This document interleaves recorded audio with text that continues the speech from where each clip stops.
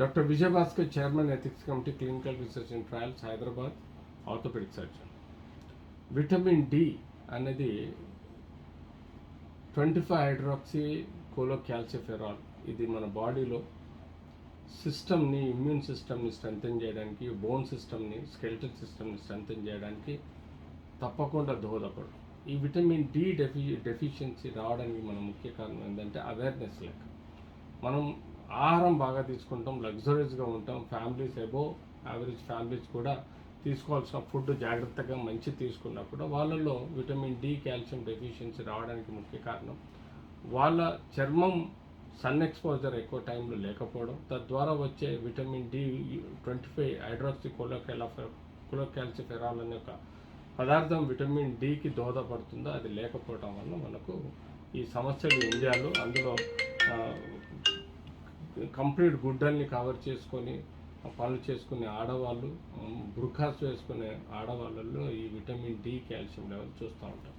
దీనివల్ల hair loss అవడము, bone pains రావడం, కండరాల వీక్నెస్ రావడం, అలాగే పెథలాజికల్ బోన్ ఫ్రాక్చర్స్ రావడం, 45 ఏజ్కే పోస్ట్ మెనోపాజల్ ఇష్యూస్లలో సమస్యలు ఏర్పడి ఆడవాళ్ళల్లో చిన్న ట్రివియల్ ఇంజ్కి జస్ట్ జారి పడ్డందుకే వాళ్ళకు వెన్నుపూసలో ఫ్రాక్చర్స్ రావడం, హిప్లో ఫ్రాక్చర్స్ రావడం, నీలో ఫ్రాక్చర్స్ రావడం, యాంకిల్లో ఫ్రాక్చర్స్ రావడం, ఇలా ఎన్నో సమస్యలు, అలాగే పెథలాజికల్ బోన్ ట్యూమర్స్, మ్యాలిగ్నెన్సీ కూడా ఏర్పడే అవకాశం ఉంటుంది.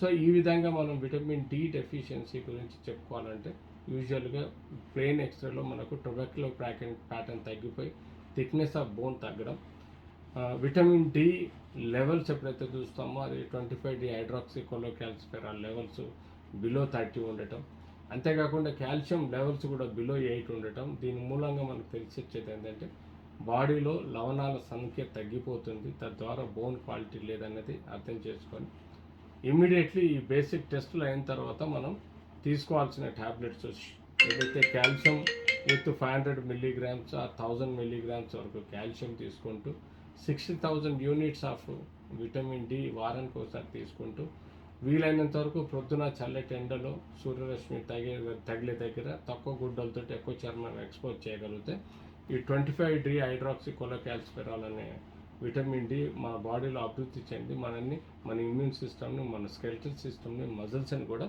స్ట్రాంగ్గా ఉంచే అవకాశం ఉంటుంది. అంతేకాదు 500 మిల్లీగ్రామ్ టు 1000 మిల్లీగ్రామ్స్ రోజు కాల్షియం తీసుకున్నట్టయితే తప్పకుండా కండరాల్లో పవర్ పెరుగుతుంది, కండరాల యాక్టివిటీ కానీ అనాటమికల్లీ, ఫిజియోలాజికల్లీ బాగుంటుంది.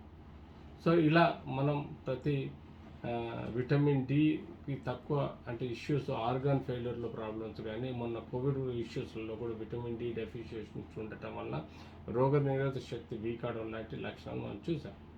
సో ఇలాంటి సమస్యల్ని అధిగమించాలంటే రోజు ఒక అర్ధగంట ఎండలో కూర్చోవాలి, తీసుకోవాల్సిన కాల్షియం, విటమిన్స్, ఫ్రూట్స్, అలాగే మిల్క్ కానీ తీసుకుంటూ మన బాడీలో ఉండే లవణాలని, విటమిన్ డి, కాల్షియంను అభివృద్ధి చెందే విధంగా ఎప్పుడు కంప్లీట్ నార్మల్ పొజిషన్లో ఉండే విధంగా చూసుకోవాల్సిన బాధ్యత మనందరికీ. Thank you.